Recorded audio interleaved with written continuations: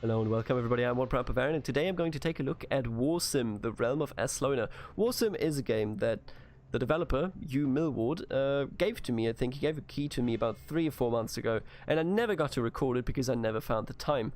But now here I am. I've played about 2 hours, actually 3 hours of this game.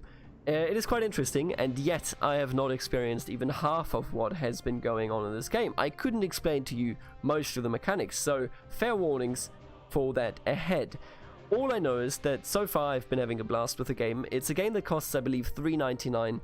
Currently it's down to $1.99 due to the sale, and you can run it on any sort of potato. Whatever your computer is, you can run it. If I had to sum it up, I would probably sum it up as a mixture of Crusader Kings 2 in terms of immersion, King of Dragon Pass in terms of the depth of the stories and the quality of the stories, and maybe Reigns, right? Reigns is that game that is like Tinder, where you like swipe left and right, maybe like that, because you do have to manage a lot of interests, etc, etc. I think all of those come together in an ASCII-driven text RPG. Before we jump into the game, let me show you the options and the settings, because in the options I just want to show you the 8-bit music. You hear that? Isn't that great? I love it so much. After the song, we will go back to the normal song, so don't worry about it. Anyway, extras and generators I think is also interesting to show, because the developer implemented an in-game wiki as well as a face maker, which we can show off for a second here. As you can see, we can change the look of this dude, and that will be then our dude if we save him. Now, I'm not gonna save this monstrosity that I created. There already are modders toolbox, so there, you know, despite this game being in early access, and yes indeed it is in early access, the developer already thinks about what other people can create within the game. So, with all that being said, let's just jump right in. We're going to have the game create the races. We're also going to have an average game, which is 100 turns, 100 years. I personally have never played so far, and I don't think we're gonna even come close, because I think we're gonna do maybe 1, maybe 2 turns in this episode. In this review. And so I actually have no clue what the actual differences are, you know, if like the game speeds up, if, I don't know, people have more or less land. I have no clue. That is something else. I'm going to obviously enter my own name, and then I shall choose easy, because, well, I'm not that good a player in this one. You are ruler of the great Kingdom of Aslona, fighting against the young rebellion of Faradal the Kinslayer and the horde of Fëanor, the overlord of all bandits. The world is vast and complex. There's much to see and do, and little time to waste. From the fabled ancient lands to the blood-soaked arena, these lands call to be united under the flag of Aslona. Right, now they are generating the world, and that does take about maybe like 15 to 20 seconds, and after that there are no loading screens. It's all done. It's just essentially generating something from scratch, which means that you know, it does take some time, but here we are. The world is full of mystery and wonder. There are many peoples in this world. They are Min, wild sorcerers, shadow mermen, iron abominations, cavern cannibals, eyeless men, goblins, and demons of the southern gate. Damn, I hate goblins. You are invited to the royal crowning ceremony. Of course, it's my ceremony. You enter your throne room for the first time as the ruler of Aslona. Crowds of people gather to see their new king. As you take a moment to observe the room, the High General of Aslona approaches. I hope you are well, my lord. I shall crown you. As the one true king of Aslona, you gained this title by combat, as your bandit army fought into the capital and killed our previous king. You rule now surrounded by foes, but I am not one of them. So the starting position here can be very different. I once started out with a mad king who was in prison, and then I went to prison to talk to him, and he snapped my neck because I released him, which was fully my choice. I want to point that out, but still, hey, come on, man, stop snacking necks, buddy. Anyway, now we are a bandit king. I crown you as the king of Aslona. Long may you reign. My king, now that you are crowned, you may speak to Old Kroll if you wish for any tutoring on matters of the realm. If you are unsure of what to do, I would highly recommend it, though if you would like to discuss it later, you may do so by returning to the throne room. So, just to show it off, Old Kroll is essentially a tutorial. He will explain to you what any of these mean. For example, the military action, quite a long one, where he explains to you that you have very different ways of interacting with others with your, you know, with your army. You can do different things. You have different enemies to your as options. You have different goals of, you know, for example, a skirmish, or raid, an invasion. And you can only do it at the end of the turn unless you use mercenaries. So that is quite an interesting mechanic, and I want to make you aware that your enemies can also attack you. We will see this. Now, what I do want to point out is over here, public opinion -20 means that people aren't too fond of us, okay? It's a negative modifier. When I was the son of the Mad King, I had a 10. Tells you a real story, doesn't it? Anyway, what are we going to do? I think I'm going to try out visiting the arena. I'm going to watch a fight. The crowd scream and shout as the two fighters emerge and begin the long walk to the center of the arena. The moment is tense as they get ever closer until they are almost in reach, when the crowd waits eagerly for the first blow. Ooh, and now, so this is how all the fights and all the combat generally works out. You know, you have just essentially a log of it. Levy Knight is defeated. The crowd roars and chants for famous eyeless berserker chief as he leaves victorious. Beautiful. I would like to see the Grand Champion fight. What about that? I would like to bet on him. The champion is Indora Kramanson, the current Grand Champion of Aslona. Having recently assumed the title, he has no wins to his name, but will soon fight his debut fight as Grand Champion. Alright, let's bet on him.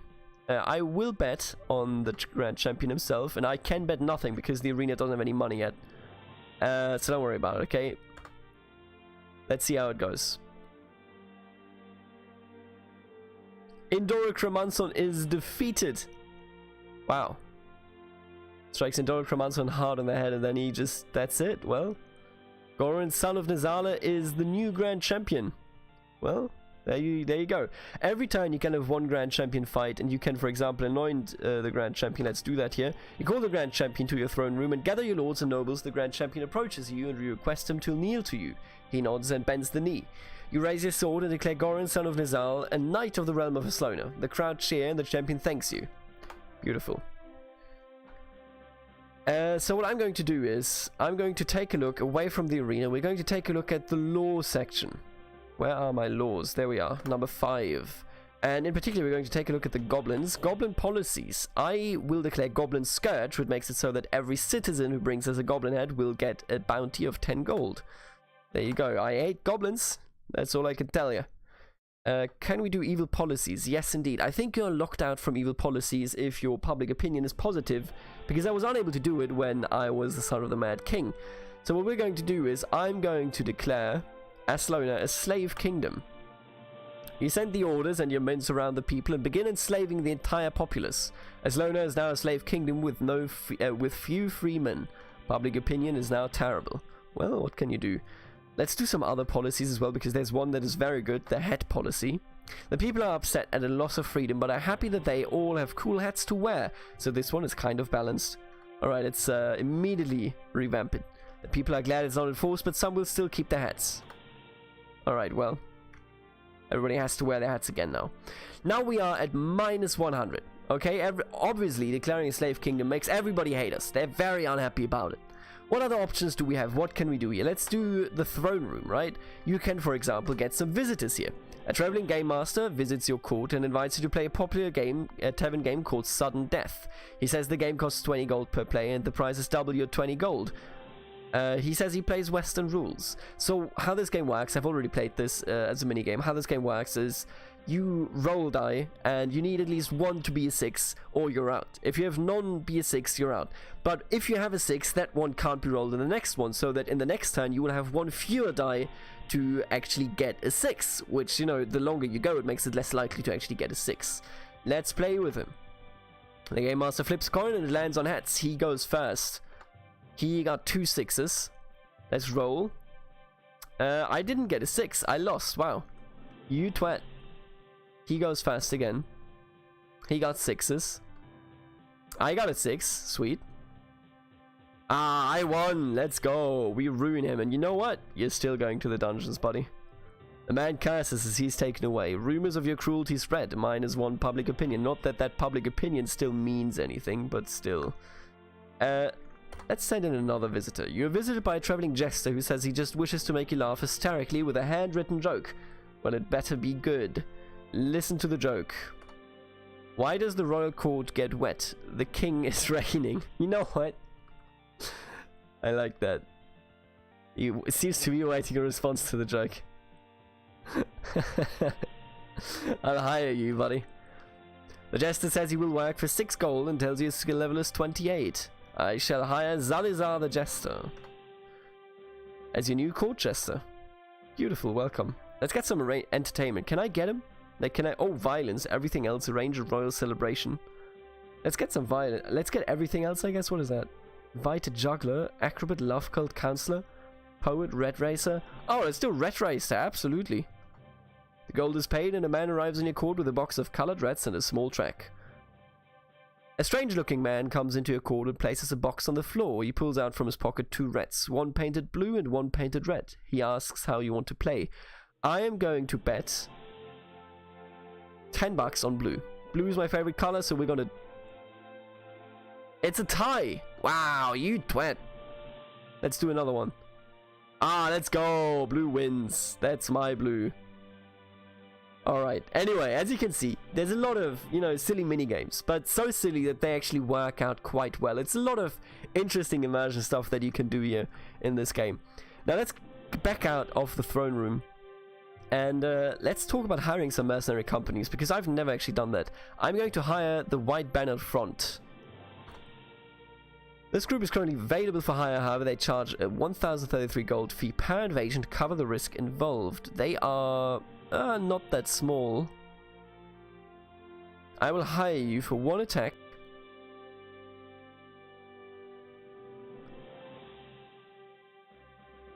Wait, did I just hire you? Ah, yeah, I did. Okay. I will. Oh, there's the group origins, huh?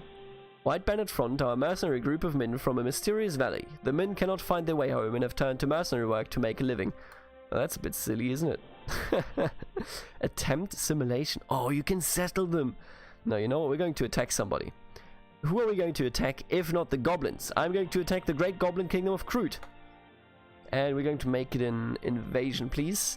It's a wise tactic indeed. Let's see how it goes. Your men arrive in the Kroot's territory and prepare for the battle that will soon take place. You spot a strange cave with markings and bones laden all around it. The enemy emerges and the battle begins. Ooh, they got absolutely destroyed. We gained 1 land. Perfect. You know what? I'm going to actually order you to attack another faction. And I'm going to have you attack the same goblins. Right, a small raiding party. The enemy arrives and the battle begins. We have destroyed them once more. How much money do I have left? Because we've made them attack twice. Yeah. We're down to 179 gold. Holy shit.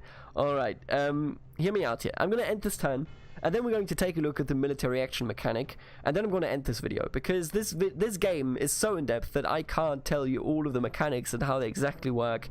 And I mean, I'm going bankrupt here, right? And people hate me, but I hope that I gave you a good impression of what this game is all about. Now let's end our turn, and let's attack those gosh darn goblins again. Tell me about them. How much land do they have left? 4 lands, right. Let's maybe do a raid, because we want some money, right? I will send half of my troops, but no peasants. We lost 1, they lost 63, and we got 251 gold. That wasn't really worth it, but then again, they are goblins. How would they have a lot of gold, right? So, we're being attacked by rebels. Do you want to watch the battle take place? The militia have sent 12 troops to assist the defense. We got absolutely screwed. Damn. Alright, and this is the end of the turn. Now, you get essentially an entire log of who pillaged who. As you can see, the AI also pillages each other. So sometimes you're unlucky where like 3 different factions attack you. Sometimes the factions just war amongst themselves, you know? It's that sort of stuff going on. You get a full overview of everything, and then you go into the next turn, which is year number 2. I hope that I gave you a good impression of what this game is all about, and that there is a certain appreciation in you for ASCII art and text RPG that is very in-depth. I would rate this game on an indie game level, and I think you always have to consider that. On an indie game level, I would rate it an 8 out of 10. What it would need maybe is, you know, a bit more presentation. I mean, you can see that I put a custom border and a custom background on, and a bit more presentation with the window, etc., etc., would be very nice, but considering that it is still in beta, I think that is completely negligible. If you're in it for a small game, this is the game for you. You want to check out this game if you certainly want a small game with a lot of depth. As I said, $3.99 I think on the store with its standard price, and then $1.99 currently, if that, let me check, as of the recording, we are sitting at €159. Wow, $159. Alright, I hope that you enjoyed this video, and go check out Warsim. It should be worth your time, in my opinion at least it is. And I will see you later, alligator.